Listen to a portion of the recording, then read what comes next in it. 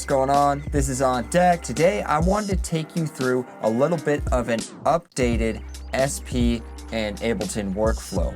I wanted to find a way to really dig into using my SP a little bit more intuitively. Whenever I make beats in Ableton, I'm not a big fan of using VST samplers like Serato Sample, even though it's a great program. I just like having that tactile control. Doing this workflow, I'm able to use the SP-404 to do all my chopping and effects, use the standalone app to export it into a wave really quickly, and then drop it into my session to sequence the beat. Let me show you what I mean. Now, I actually was meaning to do a full cook-up video, but I recorded the whole thing and realized after that the computer audio wasn't captured. I'll just do a walkthrough here, and I'll show you each step of the process and how I got to the final beat. So if we open up Ableton here, we could see that I did just a little 16-bar loop. What I'm doing now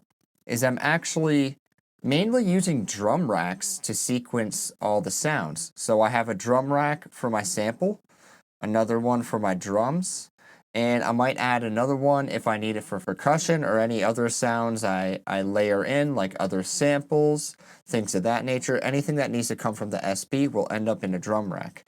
And what I do here is I pop open the SP-404 Mark II app in standalone. You can use it as a VST, but I don't do that because I'm using this as an audio interface. The great thing about using this app is what you could do. I have my drums right here, right?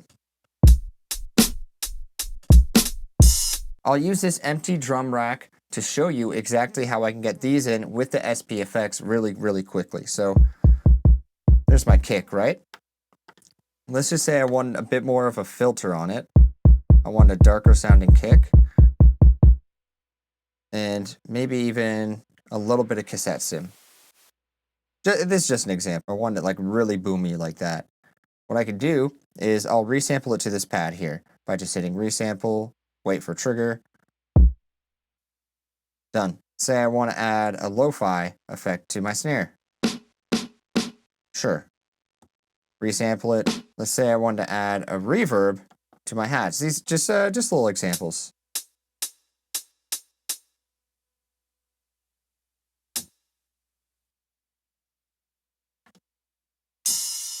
So now I have all those samples right here.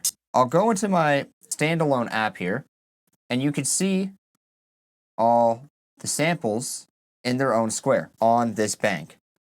What I could do is if I go here and I click on this part right here, so you have your settings, right? But we're actually going to go over to files. Now, if you drop anything in here, it's going to very quickly export it, put it in a folder on your computer, and then you'll have it available right here to drag into Ableton.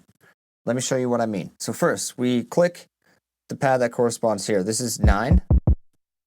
And then hold Shift, click all the way to 12. Keep holding Shift while you do this. Drag it up to this window here. Let go. It'll tell you from bank H pad 9 to bank H pad 12. That's these pads here. That's what we want to export. So we hit OK. Done. And you see here it shows 9, 10, 11, 12. We highlight all of them. Drag them into a new drum rack. There we go. Now if we open Ableton, see, this is the empty drum rack. Check this out. If I go to a blank bank on my SP, there's nothing there. I can now trigger the sounds in Ableton. Anything you might need to do, you could just do in Ableton for like the little things, but I still have all the effects from the drums. The great thing about this workflow is instead of having to use like a VST sampler, I can still have my physical pads take note of what I'm doing and be able to quickly chop on the SP the way I'd like to do it, and then just bounce them into waves, drag them in a drum rack. Super, super easy. These are the sample chops that I used in the beat I had just made. All I did was I took these sample chops, added a filter. I used the low pass filter to find out where it needed to be cut. I think it was somewhere here. Switch it to high pass, and then ended up with these filtered chops down here. I went to my standalone app. These are in bank C. So I'll click the top left corner here, 9, and I want from 9 to 16. So I'll shift, click 16, keep holding shift, drag them over to the files window, let go, and then awesome, I have everything laid out in order. Say you're just chopping a sample and you're experimenting with ideas. You could just play the drum loop and then figure out your chops while it's playing.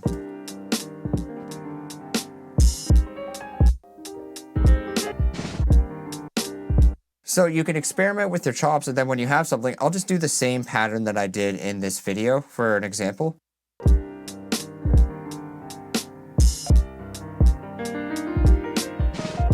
It was something like that, right? But I'm just playing it directly into the DAW. I'm not recording anything, although you could record it live. I like to sequence in the DAW.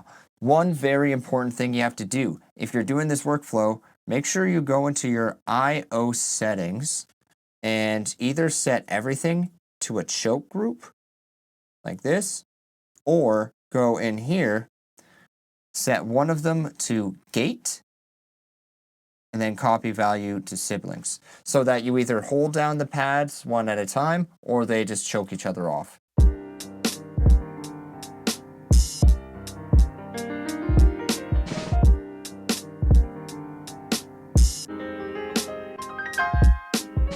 Super quick workflow. I love doing this so far, and it's been a little bit more fun than just using Ableton or just using the SP, at least for me. Now, one very important thing to note, if you're going to be doing this workflow, and say you have your chops, like your original chops here, make sure that you truncate them into a smaller section before you export. If you don't do that, it's just going to export the whole sample. So that's one thing to take note of. Second, if you haven't added any effects, like you just use it for chopping, and maybe you played with the pitch, just remember you will have to do that in Ableton as well. You'll have to change the pitch. The best part about this workflow, if you haven't seen my previous video on the Ableton SP workflow, I might recommend you go watch that. So maybe, I don't know if I'm pointing in the right place, you could tap that right there, but you could set everything either into a group like a mix bus, choose external out, and then you can actually send it back to your SP when using this connected by USB. And then you can use your master effects, your buses, things like that to get things back and forth.